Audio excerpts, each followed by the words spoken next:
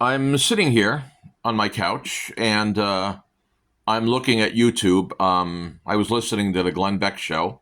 It's a great podcast. Definitely learn a lot from that. Boy, are we torn between two worlds: the world of carnality, what's going on with Iran and everything else, and then the world of spirituality.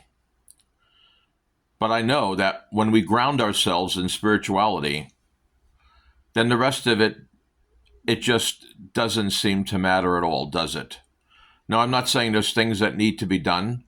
In this particular case, this Iran thing, there's 90 million people in Iran, and most of them have been oppressed for almost half a century. And everyone around the world seems to say the same thing, that the Iranian people are a wonderful, beautiful people. Persia, I'm sure it must have been a sight to behold in its glory, in its heyday. So anyway, so I'm sitting here and I'm looking at self help books, and they have they have a number of them, like Out of This World and The Awakening and Acres of Diamonds and Initiates of the Flame and As a Man Thinketh, which is a great book by James Allen. And so as I'm looking at this, now I just finished reading Viktor Frankl's Man's Search for Meaning. It's about a psychiatrist who spent 3 years in concentration camps during the war. It was horrific, absolutely horrific what these people went through. It's unimaginable, unimaginable. And but the interesting thing is that Viktor Frankl came up with his own form of, I guess, psychotherapy called logotherapy. And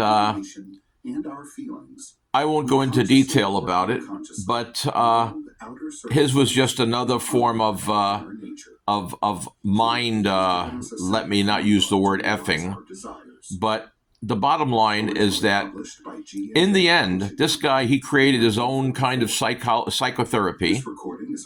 But in the end, he wrote 39 books on pretty much this subject. 39 books on one subject. And I was thinking to myself, wow, that's, I don't know, that just sounds kind of crazy to me. It's like, and then I'm reminded of Ecclesiastes 12:12, where it says, of making many books, there is no end. And then there's this old saying, which is just absolutely, I think, brilliant. And it says, he that would perfect himself in any art whatsoever, let him betake himself to the reading of some sure and certain work upon his art many times over. For to read many books upon your art produceth confusion. It's pretty simple, actually. And I actually read that quote in Neville Goddard's book called Feeling is the Secret. And I've read a lot of books in my life, and I really, really believe that this is the know-all and end-all of understanding manifestation, understanding how to bring the things that we want from here, put feeling to them here, and then manifesting them in the world, in reality. Every single thing that exists, every book, every car, every table, every single part in every car was once an idea. Gee, we need this screw to bolt this onto this, maybe this screw to bolt the transmission onto the body or connect it to the engine. Every single thing that exists was once a thought. Now, I guess if you want to look at the earth itself, Who knows? I'm agnostic, but maybe there's a God, and that God at one point said, gee, let me create a universe, and I'll make worlds, and I'll make suns, and so maybe this God created all these things, and so they were once his thoughts, or her thoughts, or its thoughts. So he that would perfect himself in any art whatsoever, let him betake himself to the reading of some sure and certain work upon his art many times over. In other words, don't read 1,000 books on one subject, but instead find the very best book that you can on the subject you want to learn, and then read that book again and again and again. And it's true. Another really fascinating book that I read many years ago, and I put it in the top one maybe 20th or 1/50th of 1% of all the books I've ever read, was a book by Emmett Fox. And it's called The Sermon on the Mount by Emmett Fox. Powerful, powerful book that has influenced and affected my life since I read it when I was about 22 or 23. And I'm 68. I will be in April. So 45 years ago, I read this book. We're closing in on half a century. And this book, absolutely. Until I read Neville Goddard's book, Feeling is the Secret. And it's a very short book, and actually it's only 3 chapters, which is amazing. But now I'm finding that, of course, Neville Goddard wrote a lot of books too. But there's Feeling is the Secret. There's Awakened Imagination. There is, and I'm actually looking at a list of these books, because once you look at one book on YouTube, then what happens is that then they give you a bunch of books in that area, and how many thousands and thousands and thousands of books have been written on this subject. I believe there are self-help books. Another really fascinating book that I read was What to Say When You Talk to Yourself. Absolutely remarkable book. And then there was a book that I read when I was about 14 years old called Psycho-Cybernetics by a Dr. Maxwell Maltz. Another fascinating and effective book, a book that I read many times. And so Feeling is the Secret by Neville Goddard, I think it may be the summum bonum of all self-help books, or not self-help books, of spiritual growth or enlightenment or manifestation. Now, there's no doubt in my mind that the key to achieving whatever it is you want is that you've got to feel as if you actually possess the thing that you want. It's not enough to say, ooh, I want a new car, or I want a Porsche, or I want a Cadillac, or gee, I'm homeless and I want to live in an apartment. What you have to do is you have to see in your mind the object of your desire, and then you have to take the state of mind as if you already owned or possessed that which you are desiring. And the only way to do that is here in the heart, the feeling center. Call it the heart, call it the stomach, maybe the second brain. But what you need to do is you need to bring the idea of what you want together with the absolute feeling that you already have what you want. And as an agnostic, I certainly have read the Bible, and it is powerful. It is unbelievably powerful. And Jesus said, when you pray for something, believe that ye have already received it.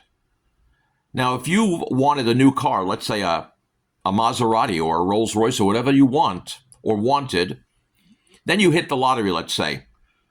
Imagine how you feel going down to the dealership and buying that brand new Maserati or Rolls Royce or Mercedes or whatever it is you want and getting in that car and driving away. Imagine the feeling that, wow, this is mine. But you've also got to make sure that when you are saying to yourself, wow, this is mine, you cannot be saying at the same time, wow, I can't believe that this is mine. Because if you say, I can't believe this is mine, you're not going to have it long. And I think this goes along with something that Jesus said, I think in Matthew. I could be wrong. But when Jesus said, you cannot take the kingdom of heaven by storm. Now, what did he mean by that? Take the kingdom of heaven by storm. Well, he did say, seek ye first the kingdom of heaven and its righteousness. And I believe that word and its righteousness simply meant right thinking. If you believe that you don't really deserve what you have, you're going to lose it. And that is taking the kingdom of heaven by storm, where you reach out and you grab something like a caveman grabbing a woman by the hair and dragging her into the cave. And but you can't hold on to it because it will escape you. It will get away from you. So when you have something, accept it as yours. And be in that state of mind always of, yeah, this is mine. Now, this is a natural thing to own this for me. It's like billionaires and millionaires. They have all these possessions, and I'm not absolutely certain that they have the best of lives. Although anybody who says money can't buy you happiness just doesn't know where to shop. That's one of my favorite one of my favorite lines. But so I'm looking here. And I'm looking at all these books, and there's thousands and thousands of them. And I've read some really, really great books. But Neville's book, Feeling is the Secret, it truly is. In another saying, Jesus says, where two of you are gathered in my name, you will pray for anything, and ye shall receive it. Well, in the Bible, Jesus says, these things I do, you shall do, and greater things. But he never says, and he never needed anyone to pray with him to get what he wanted to do, like raising Lazarus from the dead, or feeding the crowd with the fishes and the loaves, or healing the leper, or healing the blind man. He never said to the apostles, hey, I need one of you guys over here. Come over here. There has to be two of us. Because when he said, where two of you are gathered in my name, what he meant, this I truly believe, what he meant was, where two of you, the mind and the heart, agree. Where two of you agree on anything, it shall become a reality. You shall receive it. And I know it meant here, the mind and the heart. When the mind and the heart agree, then things will manifest. And you will own those, and they can't be taken away from you unless you change your state of mind. And in order to change your state of mind, it's got to be done here and here. So hence, Feeling is the Secret, Neville Goddard's book. And it is absolutely just a tantamount work. And so I think that you need to figure out whatever it is you want, you need to figure it out. And I really don't think there's a better book that I've ever read. And I've read a lot of them. I've read thousands of books in my life. I've probably read several hundred of them, maybe 500 of them, maybe several hundred of them on self-help. And as I said earlier, there's a few of them that really come to mind. Psycho-Cybernetics and Sermon on the Mount and Oh, Three Magic Words, another great book. Some may think it blasphemous when they finally come to the end and see what the three magic words are. I'll leave that to you. But truly, truly, life can be absolutely wonderful. And the most important thing I think about enjoying life is always being in the present moment, not thinking about what could have been or lived back in the past and going through conversations in your head. Those are echoes. You need to, every time you think a thought, oh, I should have said this, or I wish I'd have done that, get rid of it by saying, that's not me. Those are not my thoughts. Because in reality, all men are one being, the cosmic consciousness. And so you have to take control of your thinking. And by doing that, you instantly change your perspective on life and the world. And instantly you go from being unhappy to being elated. Just like that. So that's enough for now at this point, but I wanted to just mention that because, Viktor Frankl, he was in a concentration camp for 3 years, several of them, including Dachau and Auschwitz, never knowing when they were going to send him to the gas chamber.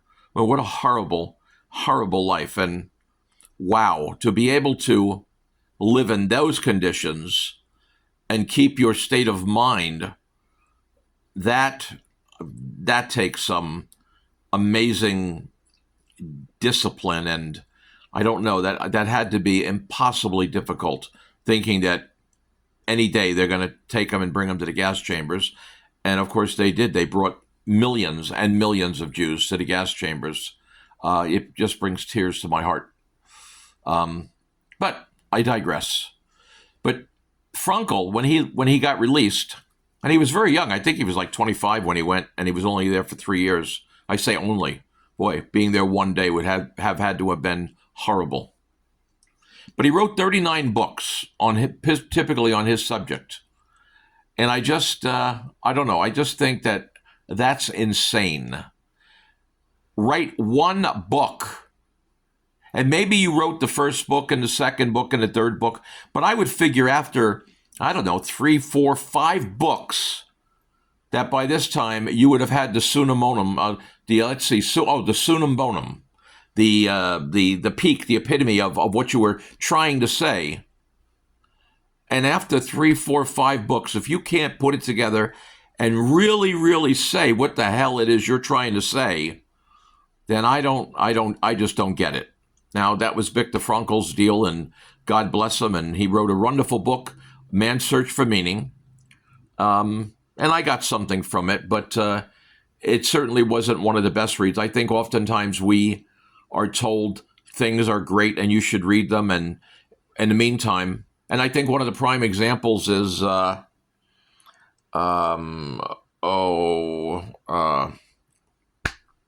he had a snow sled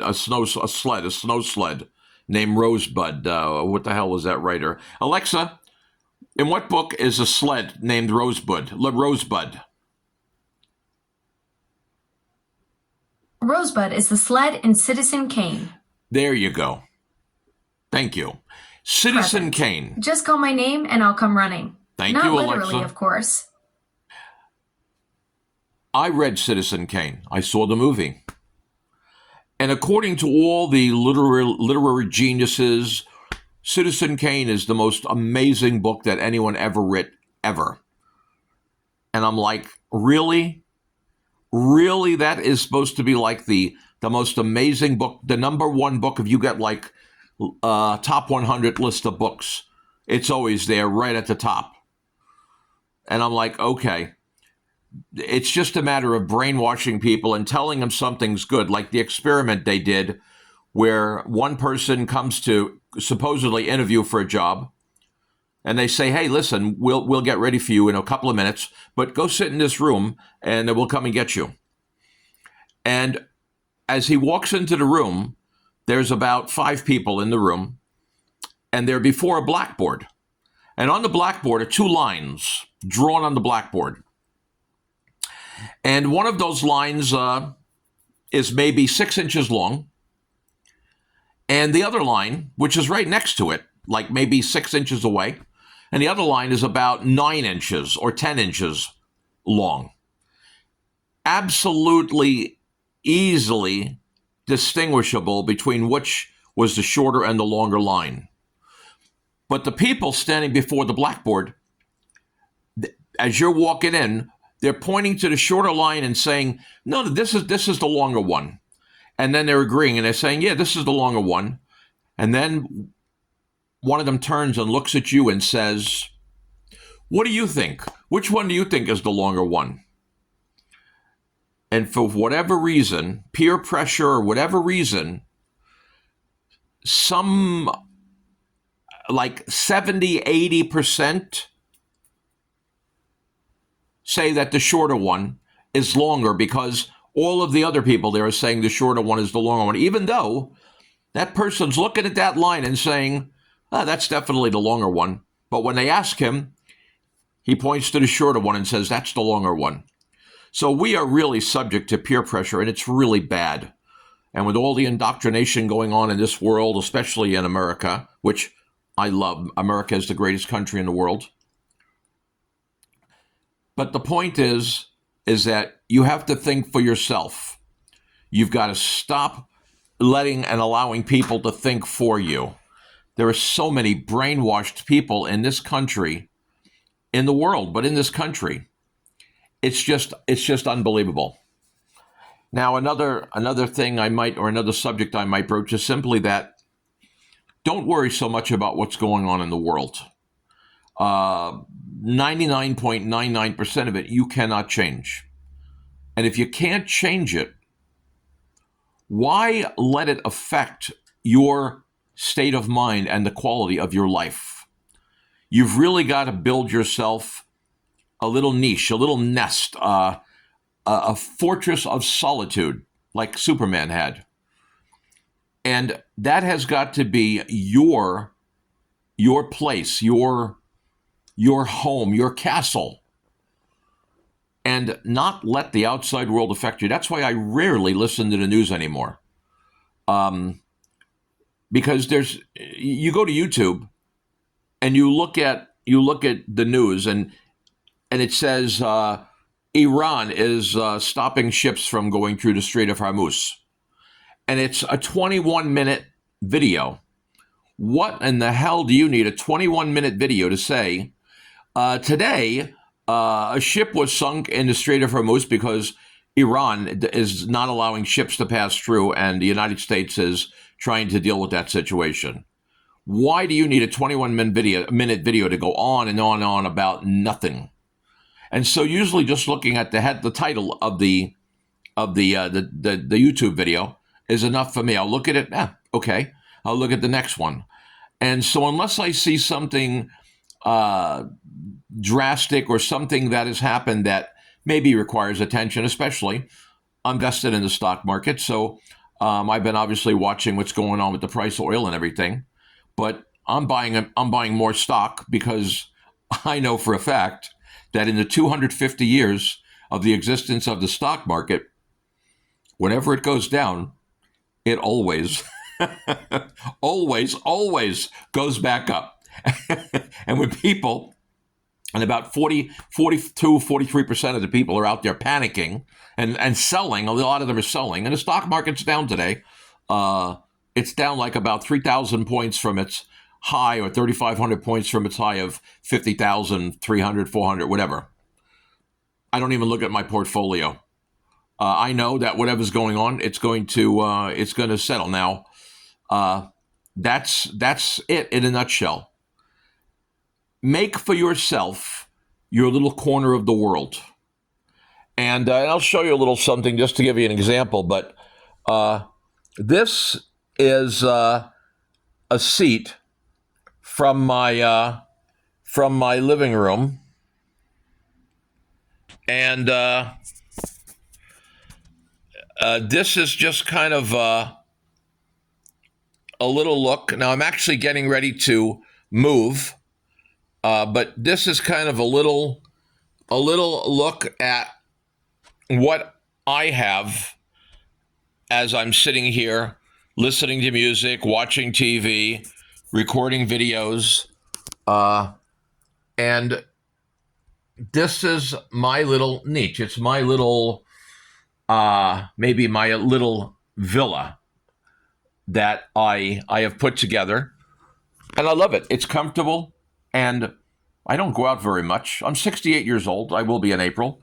I don't go out very much, but I'm very healthy. I can run up and down the stairs. My blood pressure is always just perfect, as long as I keep the carbs down. But life is just incredible. But if you get or you allow yourself to be inundated with all of this just crazy stuff that's going on all over the world, and that's the problem. This is done intentionally. It's done as a distraction. Remember the drug that they took in I think it was Brave New World, or was it 1984? Alexa, in what book was Soma a drug given to people? 1984 or Brave New World? Soma is the drug in Aldous Huxley's Brave New World. There you go. It's used to keep Alexa, the population. go to sleep. And so I have Alexa, and I've got a pretty vast storehouse of knowledge here in this little brain of mine. But I believe it was Henry Ford who said, "Why should I clutter my mind with all of these little insignificant things when all I have to do is press the right button on my desk, and men will come in and give me the answers to any questions I have?" Well, now I can imagine what Henry Ford would think of right now if he had Alexa on his desk, and that's exactly what I have. The wealth, I have the knowledge of the world at my fingertips, and so anyway, Brave New World by Aldous Huxley, and Soma was the drug that that they gave to all these people, and they were pretty much doing the Thorazine shuffle. Well, if you take the word Soma, S-O-M-A, and you break it into two words, social media. Did he foresee the future? Because people, 90% of the people in the world, or whoever's got a computer, 100%, all day long, they're on their phone scrolling, they're Googling, they're on their YouTube scrolling and going through all this stuff. They're going through social media, and they're inundating themselves with just all this crap that they just fill their heads with. And it's just utterly insane. But this is it. Soma puts all of these people basically in a Thorazine shuffle. And if you've ever heard of Thorazine, it's in the old mental institutions in America, they used to every morning give this drug to all the patients, Thorazine, and basically it just puts you in a catatonic state, sort of, where you're just shuffling your feet along, almost like a zombie. So the best bit of advice I can give you is, if you're going to go on YouTube or you're going to go on the internet, go there to find things that are going to help make your life better. And if you haven't figured it out by now, that looking at the news and all these videos coming out hour after hour and just the same crap over and over and over again, then you never will. And you're going to be part of the problem of yourself. You're going to be your own problem. I meditate. Now, do you see that? You see that candle right there? I actually learned from Kevin Trudeau a method of meditation, and about 10 or 12 times a day, I will look at that candle, I will focus on it, and just look at the flame, and I will do that for 68 seconds. And apparently, meditation is accumulative. So if you do it 68 seconds 10 times a day, then that's 680 seconds or about 11 minutes and 20 seconds, if I've done the math right. And so you don't have to meditate 15, 20, 30 minutes a day. Meditate for 1 minute, 68 seconds. That's supposed to be optimal, according to Kevin Trudeau. I have my mixed feelings about him, but I think he definitely has learned a lot of stuff and helped us a lot. The United States government went after him big time for claiming that his cure book had cures for many things. And I had a problem with high blood pressure. And I was taking blood pressure medication under the Veterans Administration for, I think, 14 years to keep my blood pressure down. Amlodipine and metoprolol. And son of a gun, I run across this guy on YouTube called Dr. Berg. And he is a proponent. Is that right? Proponent? He is pro keto, lowering carbohydrates in your diet. And so I go on this keto diet, and at the time I weighed 265. I go on this keto diet, and in 6 weeks I go from 265 to 233 pounds. And what's astounding is that within 3 days after going on keto, which basically is eliminating all carbs from your diet, eating meat, lots of fats like avocados, lots of olive oil and coconut oil and avocado oil, healthy oil. Oh, and beef tallow. Healthy stuff. And basically the only carbohydrates you would be getting would be vegetables.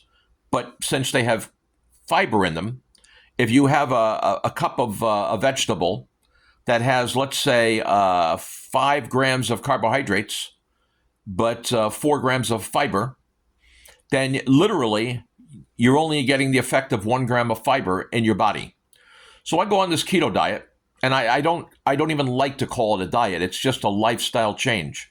I go on this keto lifestyle change, and I'm eating bacon and eggs for breakfast, and eggs cooked in bacon fat and avocado. Oh, and I put butter and coconut oil and half in my coffee, and I blend it up. It's so good, and it's got this nice thick. If the glass is that big, then it's got a thick frothy thing on the top about that tall.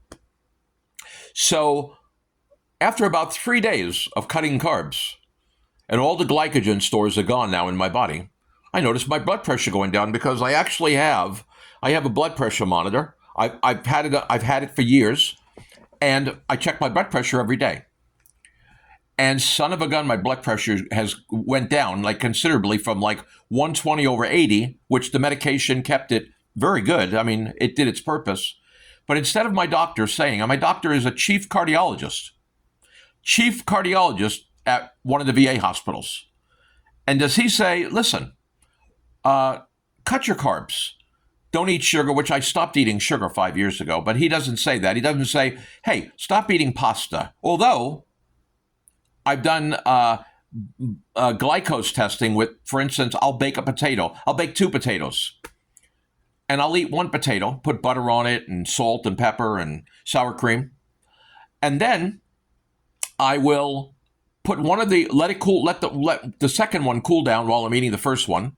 And then after 40 minutes, 35, 40 minutes, I'll check my glucose levels. Then the potato that I let cool down, I'll throw it in the fridge. And then I will let it sit in the fridge for at least 24 hours. Because apparently the structure of the starch changes. Alexa, what happens when you take a baked potato and cool it for 24 hours? What happens to the starch?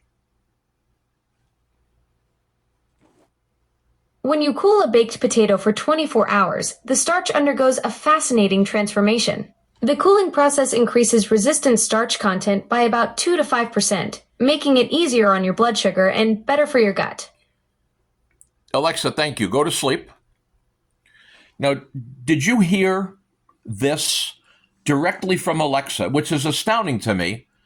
Because, so basically, if you bake a potato, cool it down, throw it in the fridge, and eat it 24 hours later, and you can heat it up in the microwave, then your glucose won't spike as much. And I did the experiment. And my glucose spiked about 30 or 40% what it did with the fresh baked potato because the starch hadn't been transformed to resistant starch. Why aren't doctors telling us this? I did it with pasta, and Italians eat pasta, and typically Italians are not fat. My mother was from Sicily, and what I've learned about pasta, and I've traveled to Europe and been to Italy a number of times, just got back from Italy not too long ago, Milan, they were rioting there in the streets. But what people in Italy do is they eat their pasta al dente. So it's not fully cooked. It's not mushy. It's actually, when you bite into it, it has a little bit of a snap. And it tastes good. Al dente pasta is delicious.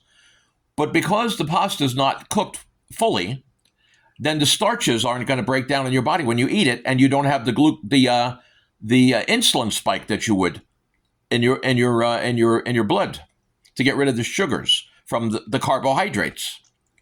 So you can do this with pasta. You can actually cook pasta, put it in the fridge. You can cook rice, cool it down, put it in the fridge. Potatoes, cool it down, put it in the fridge. And if you do this to all of your carbohydrates that you like baked potatoes and pasta and rice, then you do not get near the spike of insulin in your bloodstream as if you were to eat it fresh. Now, I even limit those, but the truth of the matter is, and you heard it right from Alexa's mouth, that it's true. And so I went off carbs. My blood pressure starts to drop, like from 120 over 80 to like 98 over 65. And I'm like, wow. So I cut my medication in half. I was taking amlodipine and metoprolol. Great medications. And as far as I know, really no side effects. But why didn't my doctor, the chief cardiologist, say, hey, Rich, why don't you try this? Instead of us putting you on these medications, why don't you try this? Lower your carbs or cook a potato, cool it down, and eat it the next day, and cook 2 or 3 so you can have them in the fridge.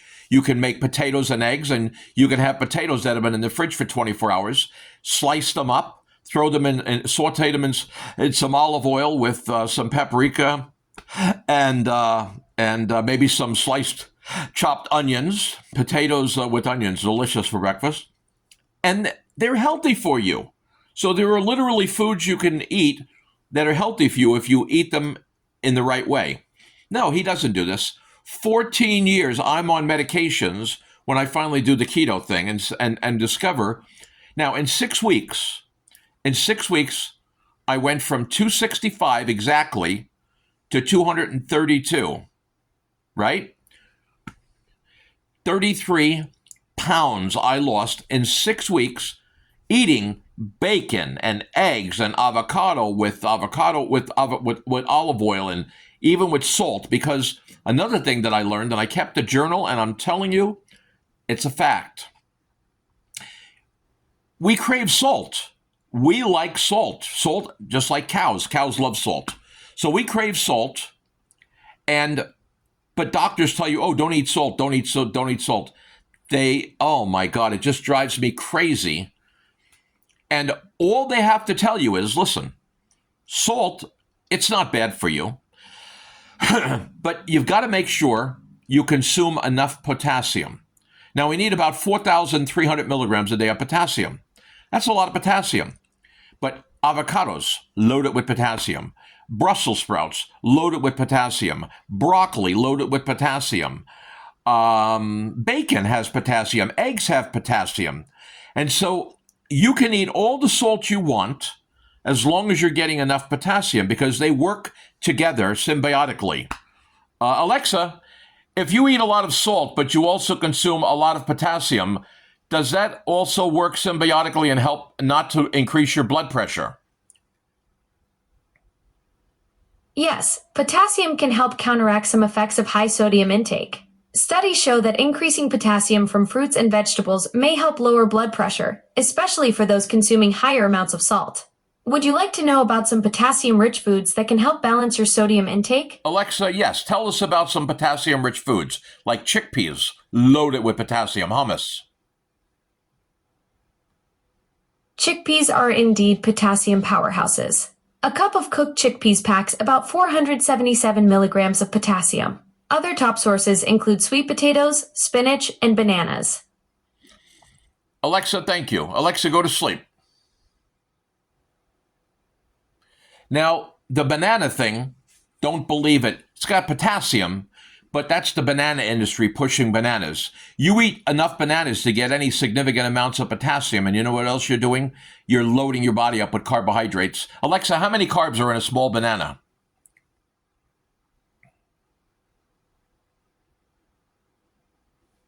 Alexa, how many carbohydrates are in a small banana?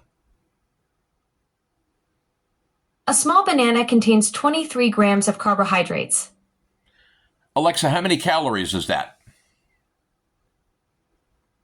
A small banana contains 90 calories. Alexa, go to sleep. Okay, so if you're going to do keto, where you're actually, what you're doing is you're cutting the carbs out of your diet, you're using up all the glycogen stores in your body, which takes about 2 days, and then your body starts burning fat. That's its only source of fuel now, because you're eating avocados and you're eating butter, lots of butter. I put butter and coconut oil in my coffee. I think I said this, and blend it up. Yeah, I did, and it's delicious. I've also been taking creatine every day, 5 milligrams, a little scoop of creatine, monohydrate, I think it's. And creatine absolutely enhances cognitive ability. I know this because I have ADHD. But when I started taking creatine, I definitely noticed a difference in my cognitive abilities. As for someone 68 years old, I feel like I'm 100% in control of my faculties. I don't forget stuff. I'm always more in the present moment, and I think that definitely helped me, although I'm meditating. But if you eat 100 grams of carbohydrates a day, that will kick you out of ketosis. And ketosis is where the body now is burning fat as a fuel source instead of carbs. Because, like I said, after about 2 days, you have no more glycogen stores in your body, which is a sugar, which the body uses for fuel. And now your body has only one source of energy, typically, fat. And so you can just load up on fats. In fact, a proper keto diet will put you at about 70% fat and 30%, let's say 20% protein and 5% carbs. And you can eat a lot of vegetables with only 5% of carbs because, as I said earlier, for every gram of fiber and 1 gram of carbs, that 1 gram of fiber negates the 1 gram of carbs, literally. So if you eat 20 grams of protein, if you eat 20 grams of vegetables that are carbs, but they have 20 grams of fiber, then literally it's a zero-sum game. No carbs, technically, really. I mean, it's amazing. So my doctor doesn't tell me, oh, cut your carbs and see. Well, anyway, after about 4 days or 5 days, I was 100% off of my blood pressure medication. And my blood pressure was reading my blood pressure was reading below, and it's below normal is not bad. In other words, if your blood pressure is supposed to be 120/80 is what they say is perfect, although in Europe they have different standards because they love pushing those blood pressure medications in America, just like the fat in your body, cholesterol. Number one selling drug in the world, and they keep lowering. Say, oh, if your cholesterol's 500, you need statins. Then if it's 400 and 300 and 200, and before you know it, if your cholesterol's only 50, you need statins. That's horrible. Statins, in my opinion, and based on the studies, are horrible. And I can show you the meta-studies if anyone wants to dispute it. So I go off of carbs. And son of a gun, within 5 days, my blood pressure is normal again. Doesn't my doctor know this? Doesn't he know? Geez, he's I'm frustrated here. He is a chief cardiologist, the head cardiologist in the whole hospital, and the hospital's huge. And he never says, lower carbs and you will be better. Nope. And so anyway, I'm learning more and more not to trust doctors. A lot of people die in hospitals every year. Alexa, How many people die in hospitals every year from catching infections? About 99,000 people die annually from hospital-acquired infections in the U.S. Alexa, and how many people die from given the wrong medication or drug interactions? About 7,391 people die annually from medication errors, while 106,000 die from non-error adverse drug events. So the doctor prescribes you a drug that he Doctors consider Alexa, several go to sleep. So a doctor prescribes you a drug that you've never taken, and of course, how's he going to ask you if you have an allergy to something? And 106,000 people a year die from drugs that their doctors gave them.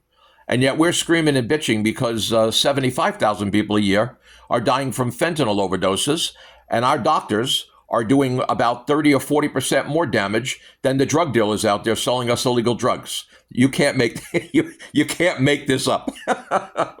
So I have learned, wow, you just got to take care of yourself. I love my life. I have the best life in the world. I mean, it really is a good life.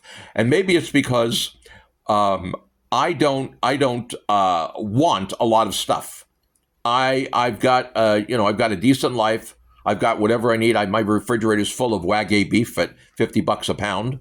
I like my Wagyu beef. And I eat lots of butter and lots of beef. And so anyway, I hate to be laughing all the time, but it's true. It's like we live in a crazy world, and the only way you're going to be happy and the only way you're going to be safe is if you take control of your own life. And so I guess I'll leave it at that at that for now. But in a nutshell, don't trust doctors just because they say something. Oh, you need to do this or you need to take that. Do your own research and figure it out. After 14 years, I tried keto and figured out, holy crap, I've been taking medication, 2 of them every day for 14 years, that apparently I never needed. And but they make money on those medications, and it's a total cluster, you know what. So anyway, I'm going to get off of here from now, but you'll be hearing from me again. And I hope you have a wonderful day. And if you don't have Alexa, man, get yourself an Alexa, because she'll answer any question. But always make sure when you ask her questions and you get answers that don't seem right to you, interview her, go a little more deeply into what you're asking her, ask it another way or something, and say, are you sure about that, Alexa? Because I don't understand. That doesn't make any sense. Why don't you check the numbers again? And a lot of times she'll go back and say, oh, you're right. I stand corrected. I should have said this and this and this. So, and you got to remember that Alexa is owned by Jeff Bezos, who leans very liberally. And so you've got to be careful when you're asking any kinds of questions, especially political questions, because, Alexa's nothing more than a trained Muppet or puppet. And she's kind of AI now, but not 100%. Okay. Anyway, have a great day. And if I do say so, I suggest reading Neville Goddard's book, Feeling is the Secret. Written by Ed Neville Goddard. It is an amazing book, and I'd love to hear comments. But try it, and you will be amazed at how quickly your life will change from being unhappy to being happy. And Buddha said, if you want to be happy, don't want anything. But the one thing that I do want is I want good health. But if I were to find myself in bad health and sick, I would still be happy. I would because I wouldn't change my state of mind. Just because you're sick doesn't mean you have to change your state of mind. You can be sick and deal with it and maintain a level and a state of mind of being happy. Anyway, have a great day, and I really hope that some of this that I talked to you about helps you in some way. Bye.